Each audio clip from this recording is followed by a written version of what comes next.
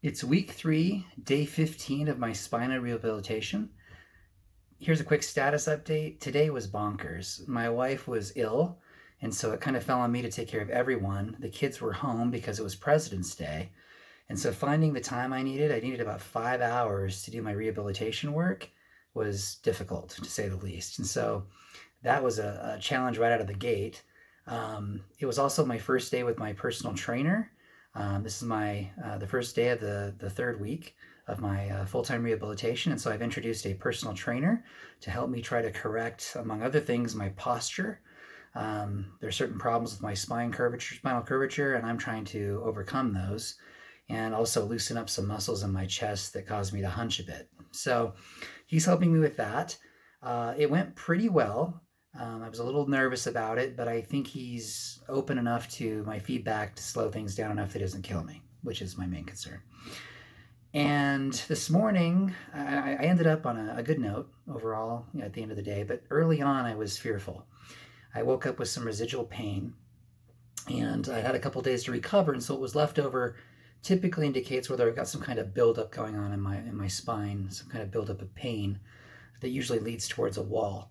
So just to recap, my injury is gradual, like the way that it responds to exercise is not immediate.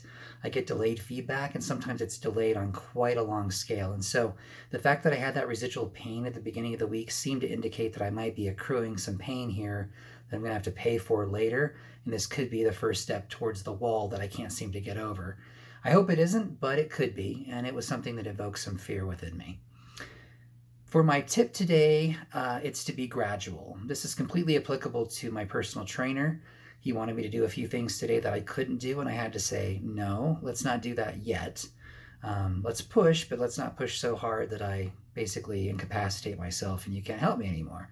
So I had to say no to some crunches that were causing me some problems.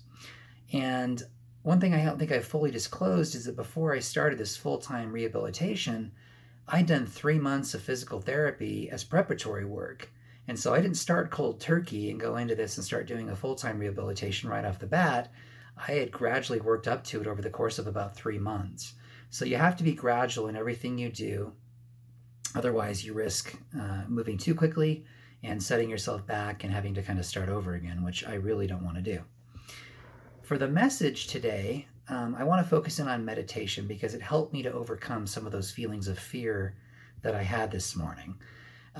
Whenever I bring up the topic of meditation in my chronic pain coping group, the reaction typically is, I can't do that. I've tried it. It doesn't work for me. Someone will say something like that. And it's kind of funny because there really is no right or wrong way to meditate. I think people tend to think that they're supposed to stay focused on something, and if they get off that focus, they've botched it. And there's really no such thing.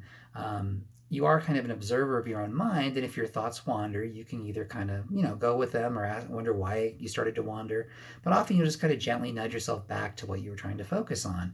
It's really not that hard, and I think people overthink it sometimes, which is kind of funny because you're thinking while you meditate. So just don't overthink your thinking while you meditate.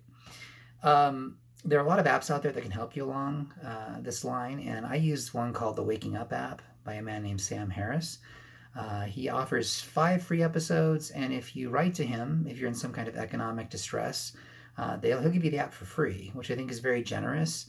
I'm using that right now just because I'm not working, but once I'm, back employed again, then I'll reconsider that because I really find it helpful, and I think it's worth paying for.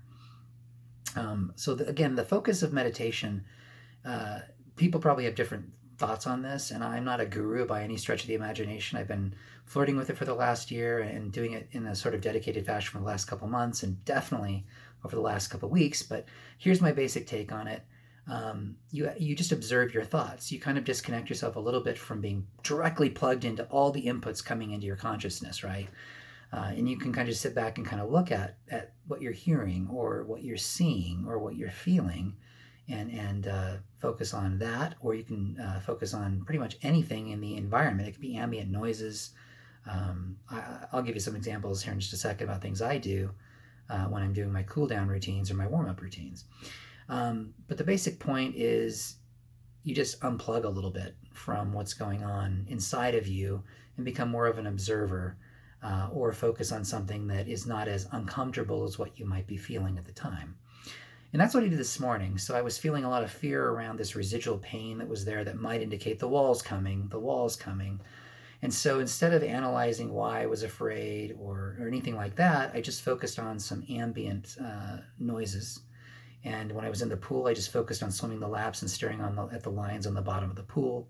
I listened to the pinging of the heater in the dry sauna.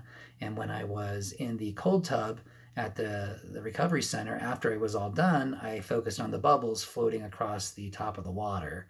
It really doesn't matter, but I was just able to sort of zone or focus my mind and bring all my thoughts to bear on one little simple thing. And when my mind wandered, I would come right back to that simple thing, whether it was bubbles or pinging or lines on the bottom of the pool. It didn't matter. And it calmed me. It sounds like it wouldn't do anything, but it really did calm me. It kept me from projecting into the future, entertaining and nursing fears that may be realized, may not be realized. And I think that's kind of the realization I had at the end of the day, is that I was basically trying to predict the future, which I can't do. There's definitely a past, and I know what the past is, but I don't necessarily know what the future is. And if you're going to start meditating and take my advice on this, I suggest you give it at least a month. Like any new thing, it's going to feel strange at first. You're going to wonder, am I doing this right? Am I not doing this right? Give it a month, a daily exercise, at least a month, and see how you feel at the end of that and see if you're gaining anything from it. I think you will. It's definitely helped me a lot and continues to help me calm down sometimes when I need it, or just focus on the immediate thing I'm doing. I found it very helpful. So, as you know, the slogan for my channel is basically fight for your life.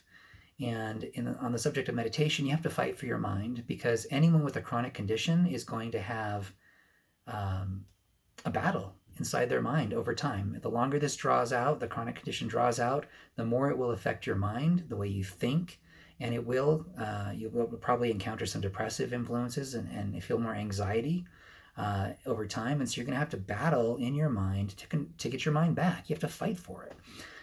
Otherwise, you can lose it. And I have at times kind of lost control of my own mind. And so this time, during this rehabilitation, mental conditioning is one of my top priorities.